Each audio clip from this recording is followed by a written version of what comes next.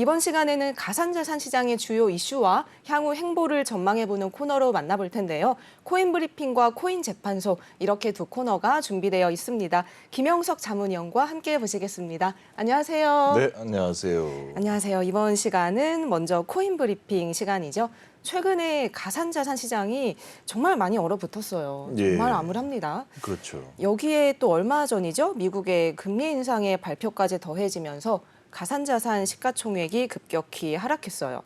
살짝 반등 조짐이 좀 보이는가 싶었는데 또 지난 2018년 고점이었던 1만 8천 달러 아래로 하락했다고도 합니다. 지금 현재 상황은 어떤가요? 일단은 이 가상자산이 최근 들어서 굉장히 많은 폭으로 하락을 했죠. 특히 네. 2018년에 약 2,500만 원 수준을 상회하는 가격을 기록을 하고 있다가 그 이후에 뭐 꾸준히 상승을 했어요. 물론 일시적인 굉장히 큰 하락은 있었지만 그 결과적으로는 뭐 작년, 재작년 뭐 8천만 원을 상회하는 그런 가격을 또 기록을 하기도 했었고요. 그때 다들 이 비트코인을 비롯해서 가상자산 시장이 굉장히 이제 활황이 올 것이다. 앞으로 네. 더 큰 폭으로 상승을 할 것이다라고 기대를 했는데 일단은 뭐 미국의 금리 상황도 그렇고 전반적으로 이 가상자산 시장이 굉장히 많이 위축되는 모습을 보이고 있습니다. 특히나 근 몇십 년 만에 처음으로 이 미국 연준에서 자이언트 스텝을 밟겠다라고 네. 발표를 한 이후에 가상자산 시장이 굉장히 많은 폭으로 하락을 하고 또 일시적으로 한 3천만 원 정도 다시 기록을 하나 싶었더니 또 더 많은 폭으로 떨어졌죠. 네. 지금 이 시각 기준으로는 비트코인이 약 2,700만 원, 2,800만 원 왔다 갔다 하면서 어느 정도 좀 반등을 하고 있는 그런 상황입니다. 하지만 이게 데드캣일지 아니면 정말로 반등을 하고 또 가격을 회복하는 것인지에 대해서는 아직은 좀 분석이 필요하죠. 시기상으로는 일단 이 비트코인 같은 경우에도 이 RSI 비율로 봤을 때는 과매도 구간이기 네. 때문에 앞으로 꾸준히 좀 우상향을 할 것이다라는 그런 뭐 분석을 하고 있습니다. 네. 비트코인의 현재 상황에 대해서 한번 짚어봤고요. 일각에서는 하지만 이 비트코인 가격이 지금보다 더 내려가서 1천만 원대 초반까지 하락할 수 있을 것이라는 전망도 있습니다. 1천만 원 초반까지 하락하면 이 사실상 좀 시장에 전반적으로 침체기가 찾아오는 게 아닌가라는 우려도 드는데 위원님이 보시기엔 어떤가요? 일단 이 비트코인의 가격이 어디까지 하락을 할 것인가에 그게 대해서 관건이죠. 굉장히 큰 네. 어떤 시장의 공포감이 불어오고 있죠. 이 비트코인이 약 1천만 원대 초반까지 하락을 할 수 있다라는 분석이 같이 나오고 있는데 사실 이 비트코인이 정말로 1천만 원대까지 하락을 하게 된다라고 하면은 아마 이 시장은 다시 회복하기가 정말 힘들지 않을까. 회복이 불가능하다라는 건 아니지만 이 비트코인의 가격이 그렇게 떨어져 버리게 되면은 향후 몇 년간은 또 시장에 침체기가 올 가능성이 굉장히 높죠. 다만 이 비트코인 같은 경우에는 이제 더 이상 일반 개미 투자자들이 아니라 어떤 기관이라든지 아니면 특히 뭐 국가 단위에서도 비트코인을 네. 뭐 법정 화폐로 채택을 하는 경우도 있었죠. 그리고 이 특히 대기업들이 비트코인을 상당히 많이 매수를 하고 보유를 하고 있게 되면서 아마 그 가격까지는 떨어지지 않을 거다라는 그런 분석을 좀 내놓고 있습니다. 특히 이 비트코인의 가격이 하락을 하게 되면은 사실 지금 단계에서는 지금 가격대에서는 수익을 보는 사람이 과연 있을까? 뭐 그쵸. 공매도 세력이라든지 네. 이런 뭐 선물 시장에 투자를 하는 사람들 이외에는 사실 이 수익을 볼 수 있는 사람들이 크게 많지가 않을 것이다라는 분석이 있기 때문에 아마 그 가격까지는 내려가지 않을 것이다. 다만 네. 실제로 비트코인이 그 가격대까지 만약에 1천만 원대 초반대까지 하락을 하게 된다면 굉장히 큰 이 얼음판 같은 시장이 올 것이다라는 그런 분석을 내놓고 있습니다. 네, 지금 한 치 앞도 내다보기 힘든 좀 상황이지 않을까라는 생각이 드는데 어떻게 좀 흘러갈지도 궁금하고요. 또 이제 여쭤보고 싶은 질문이 비트코인하고 또 이더리움 하면은 안전자산이다라는 얘기가 있어요. 근데 이 가상자산 시장이 지금 전체적으로 많이 흔들리고 있는 상황인데 앞으로의 방향성이 과연 좀 어떻게 흘러갈까 이 부분을 가늠하기가 참 어려운 상황입니다. 이런 상황은 좀 어떻게 바라보시죠?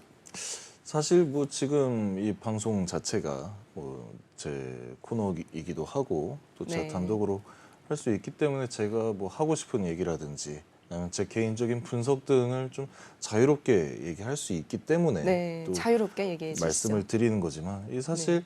비트코인이나 이더리움 굉장히 큰 시가총액이 큰 규모 있는 가상자산이죠.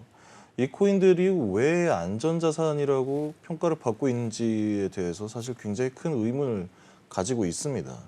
일단 이 가상자산이라는 것부터가 이 안전자산과는 굉장히 큰 거리가 있는 거거든요. 특히 최근에 이 테더 USDT까지도 굉장히 큰 위협을 받고 있는 가운데 이 과연 가상자산 시장에 안전자산이라는 게 있을 것인가?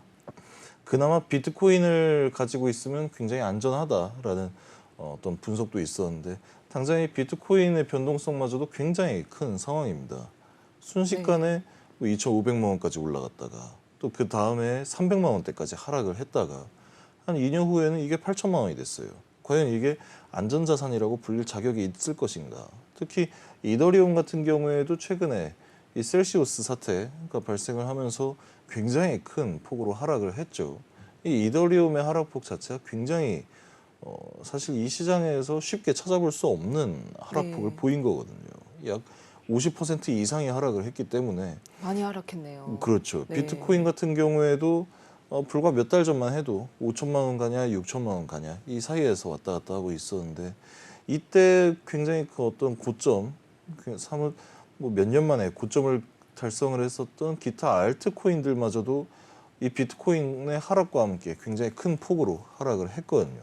자, 그럼 이렇게 비트코인과 이더리움처럼 다른 기타 가상자산에 영향을 이렇게 크게 미치는 그런 메이저 코인들이 과연 이 안전자산으로 평가를 받을 자격이 있느냐라는 의견에 대해서는 전 절대 아니라고 생각을 하고 있습니다. 아직까지는 이 네. 가상자산 시장이라든지 뭐 블록체인 이 시장 자체가 태동한 지가 얼마 안 됐어요.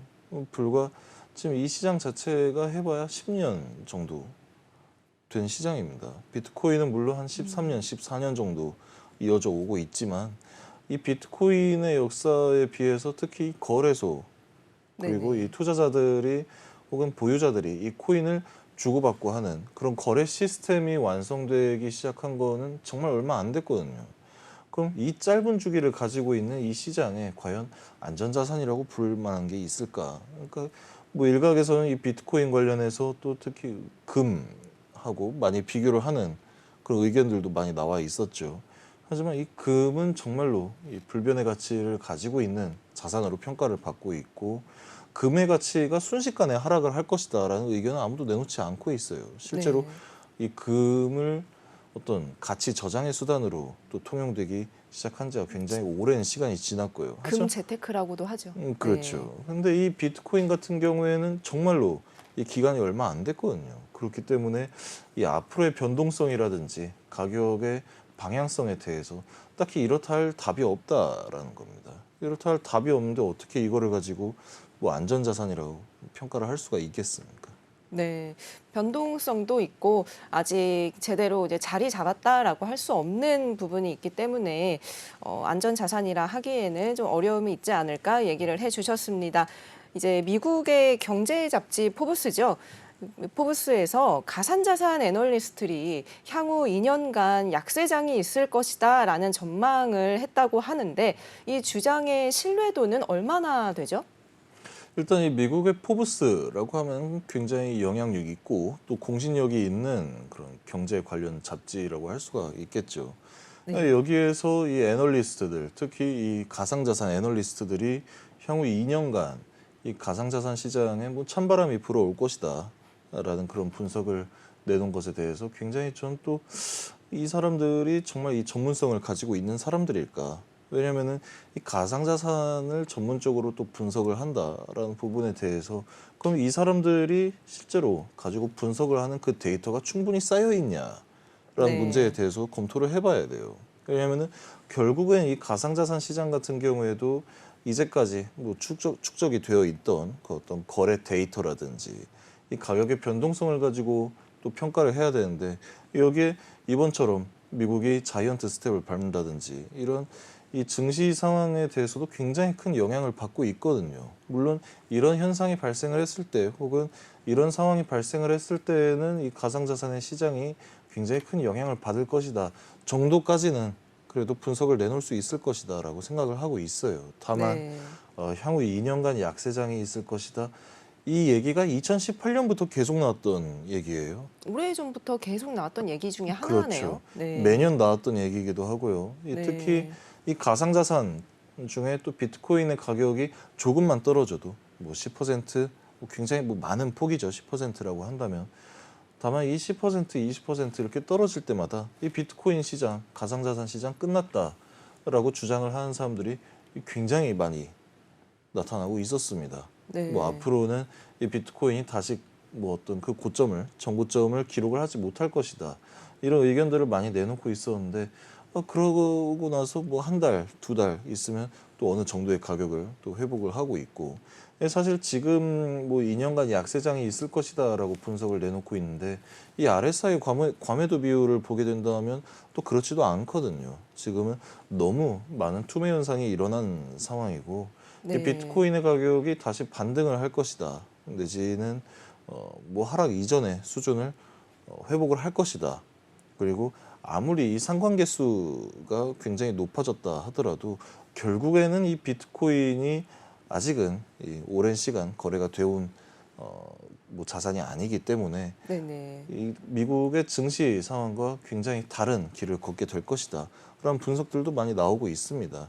사실 이 2년이라는 시간을 가지고 확정지어서 앞으로 약세장이 올 것이다라고 얘기를 한다는 것 자체가 어떻게 보면 굉장히 좀 무모한 분석이라고도 얘기를 할 수가 있겠죠. 앞으로 네. 어떤 상황이 나타날지를 모르고 어떤 변동성을 나타낼지를 모르는 그런 상품인데 일반적인 뭐 기존의 주식시장과 비슷하게 분석을 하면 좀 많은 어려움이 있다라는 그런 의견입니다. 네.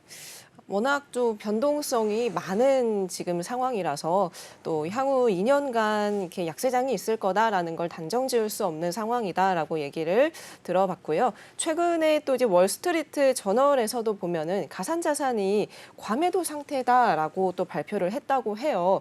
이런 상황이면은 서서히 좀 상승할 것이라는 의견을 좀 내놓았다라고도 볼 수 있는데 앞서 얘기해 주신 포브스의 전망과 비교를 해보자면 조금 차이가 있는 의견입니다. 매체마다 이 가상자산을 바라보는 전망과 시각이 굉장히 엇갈리면서 투자자들 입장에서는 어떻게 생각해야 되나 조금 헷갈릴 수도 있을 것 같아요. 이런 부분은 좀 어떻게 해석하는 게 좋을까요?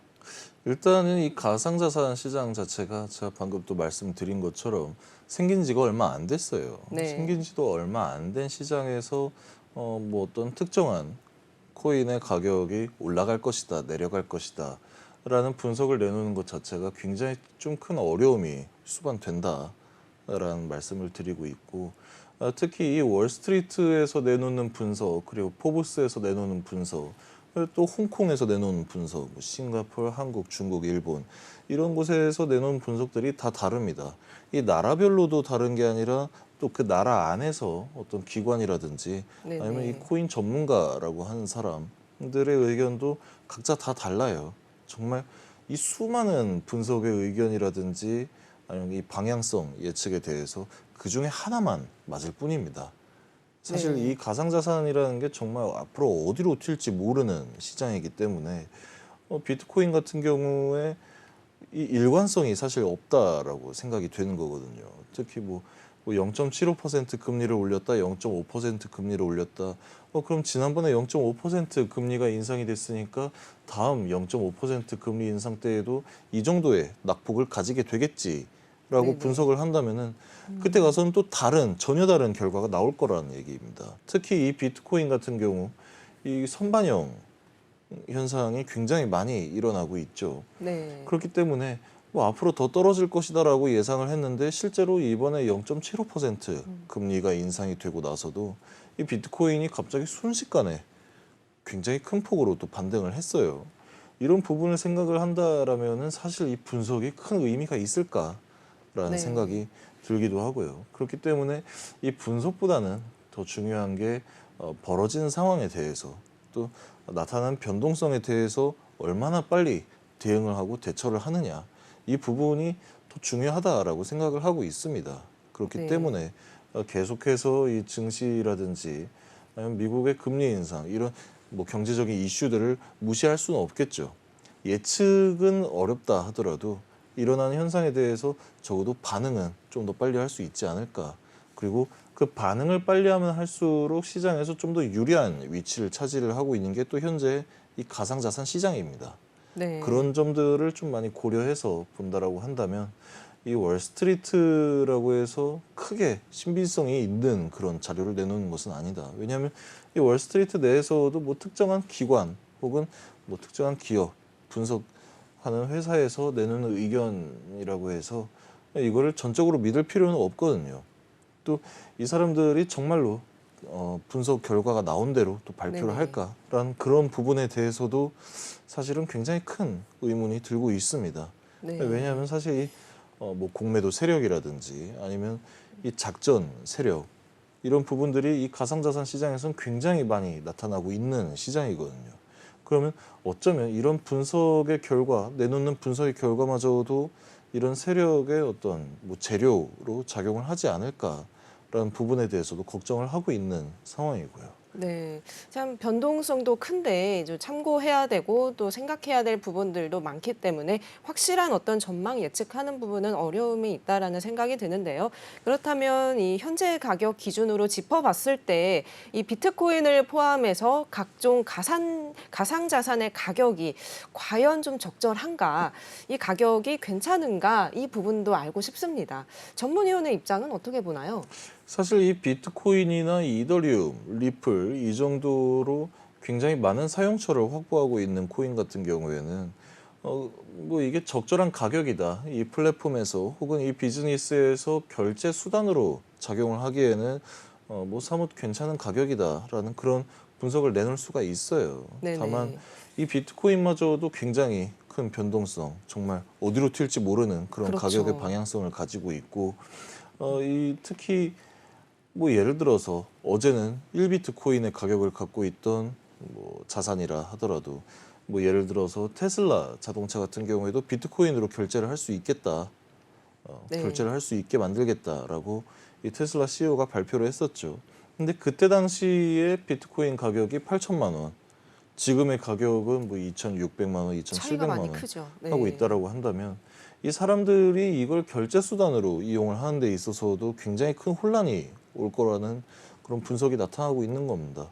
뭐 예를 들어서 지금 내가 1비트코인을 가지고 있는데 예전 네네. 같았으면은 테슬라 자동차 한 대를 살 수 있었던 거를 지금은 예를 들어서 뭐 오토바이 한 대 살 정도밖에 되지 않는다라고 네네. 한다면 과연 이 비트코인의 가격이나 변동성을 믿고 이걸 결제 수단으로 사용하기 위해서 구매하고 또 보유를 하는 사람들이 과연 얼마나 있겠냐라는 분석이 있는 거죠. 그렇기 네. 때문에 지금 이 가상자산 시장을 비롯해서 수많은 자본시장 같은 경우에 이 자본시장에서 비트코인이나 이더리움 이런 가상자산을 결제 수단으로 채택을 하고 적용을 하겠다라는 것 자체가 아직은 준비되지 않은 자산을 가지고 이 결제 뭐 범위를 넓혀간다라는 것에 대해 굉장히 좀 어떻게 보면 부정적인 의견도 가지고 있습니다. 네. 그렇습니다. 조금 더 이제 가상자산 시장 자체가 조금은 아직 불안정한 부분이 있기 때문에 조금 더 이제 준비가 필요하지 않을까라는 생각도 드는데요. 일론 머스크 이야기로 넘어가 보겠습니다. 도지의 아버지라고 불리죠. 테슬라 사업도 하고 있고 또 스페이스 X 사업을 결제 수단으로 도지코인을 통해서 결제를 지원한다라고 밝힌 바가 있습니다. 그만큼 지금 이 도지코인 결제 수단으로 과연 적절한 가상자산인지 이 부분도 지금 궁금하다는 생각이 드는데 최근 또 이 머스크 발언을 보면은 도지코인을 지지하고 있는 발언도 이제 있기도 하고 이 부분은 어떻게 보시는지도 궁금하네요.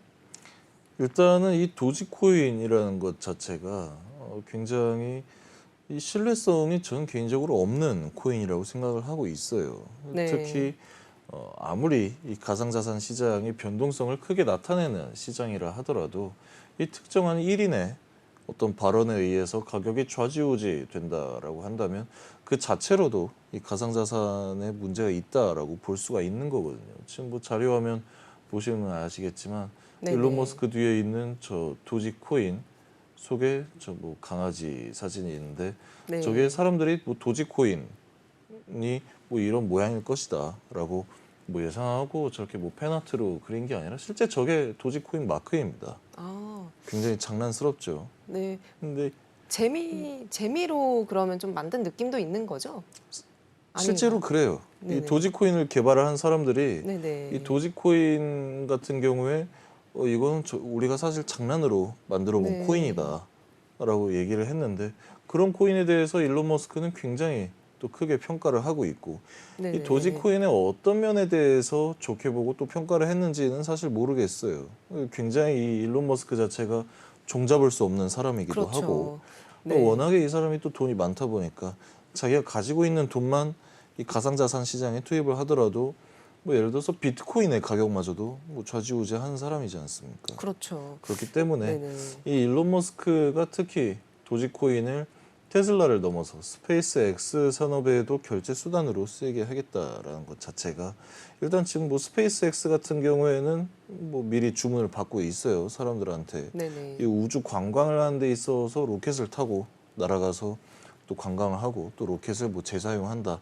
이런 비즈니스 모델 자체는 굉장히 좋은데 여기에 대해서 도지코인을 뭐 결제 수단으로 지원한다. 저는 여기에 좀 이따 또 말씀을 드리겠지만 네네. 도지코인이 결코 적절한 결제 수단은 아니에요. 특히나 이 스페이스X처럼 굉장히 단가가 높은 어떤 주문 상품에 대해서는 이 가상자산 자체가 이 결제 수단으로 적절한가? 네. 도지코인뿐만이 아니라 비단 그런 생각을 하고 있는 상황입니다. 그렇기 때문에 저는 이 일론 머스크의 스페이스X 도지로 결제 가능하게 하는 부분이 어떤 다른 목적이 있지 않느냐라는 네. 뭐 의문 정도가 아니라 저는 확신을 거의 갖고 있는 상황이죠. 네, 이 가상자산 시장 하면은 이 일론 머스크의 발언의 영향이 굉장히 큽니다. 이 발언의 이전과 이후로 나뉜다고 해도 좀 과언이 아닌데요. 비트코인 관련 어떤 발언을 했기에 이러한 가격 변동성에 영향이 있는지도 궁금하네요.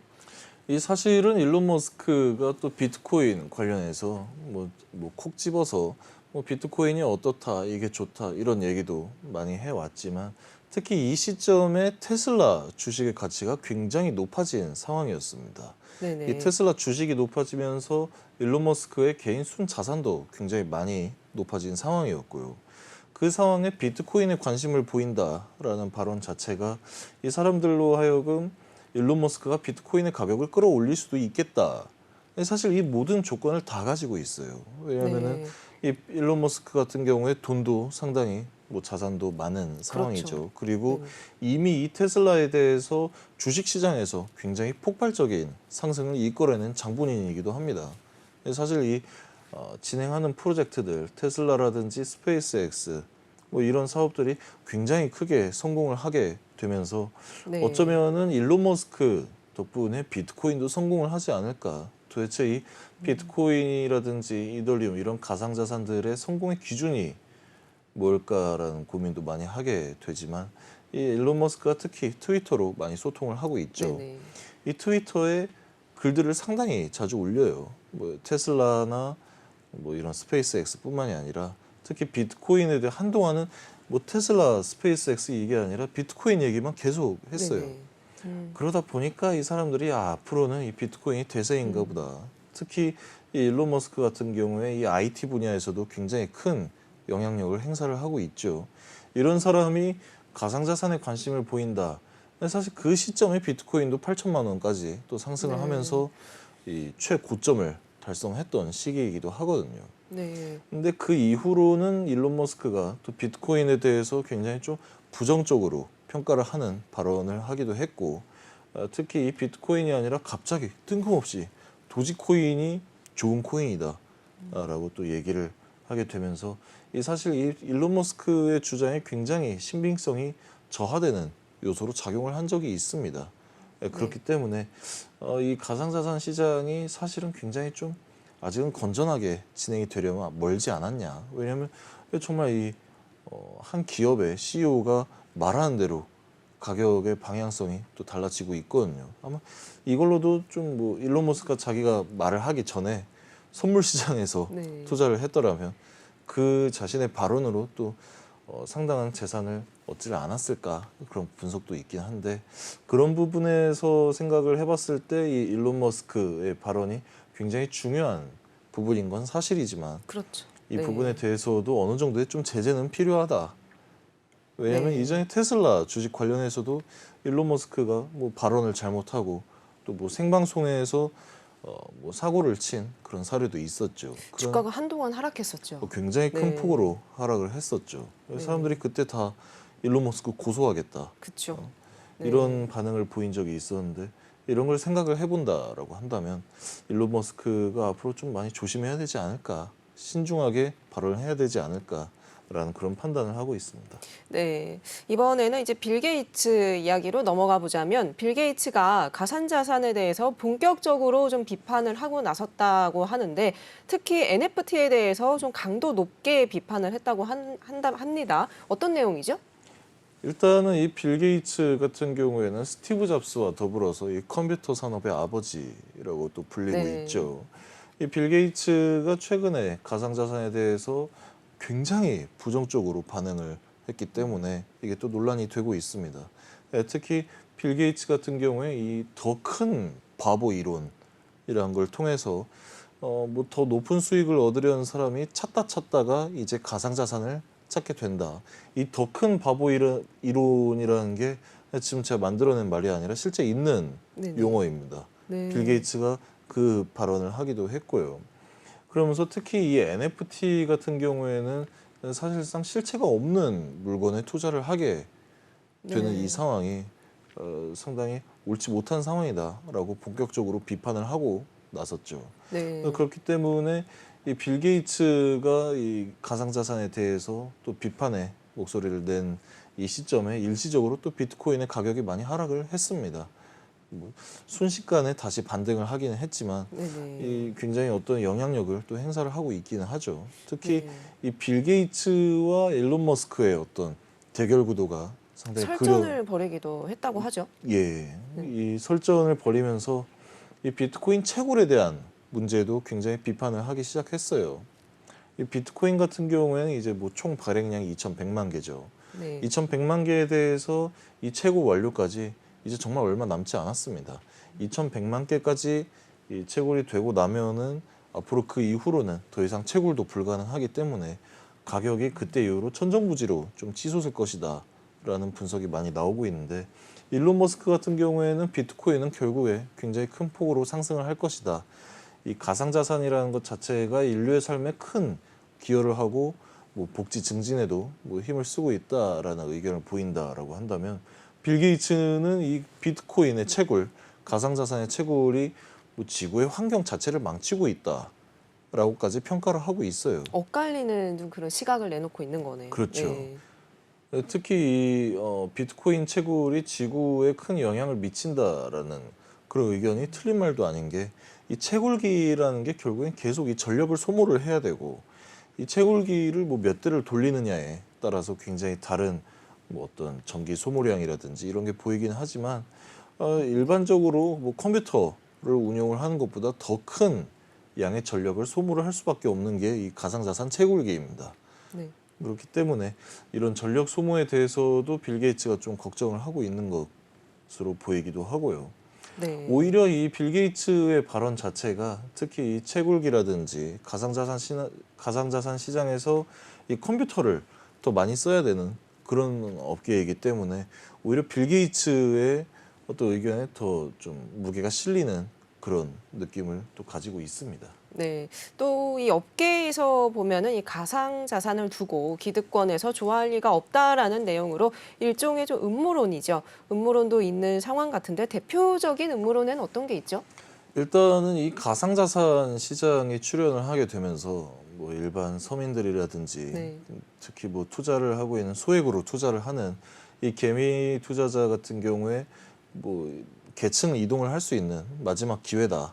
처음이자 마지막 기회다라고 또 평가를 하고 있죠. 네. 그렇기 때문에 이 가상자산 시장의 어떤 확대라든지 이런 부분에 대해서 기득권이 절대 좋아할 이유가 없다라는 의견입니다. 특히 뭐 유대인들이 이 비트코인을 만들어서 확산을 시키고 네네. 이 비트코인을 통해서 더 많은 부를 가져가려고 한다라는 그런 음모론도 있고요. 특히 뭐 프리메이슨이라든지 네. 뭐 검증되지 않은 이런 음모론들이 네네. 굉장히 많아요. 왜냐하면 이 비트코인을 만들었다라고 알려져 있는 이 나카모토 사토시라는 사람의 정체가 아직도 밝혀지지 않고 있고요. 또 네. 이 시장이 누가 뭐 특별하게 시작한 시장이 아닌데 알아서 갑자기 생기더니 또 확산이 되고 전 세계적으로 이슈가 되고 있어요. 약간 네네. 그런 문제들 때문이 아닌가라고 생각이 되고 있습니다. 네.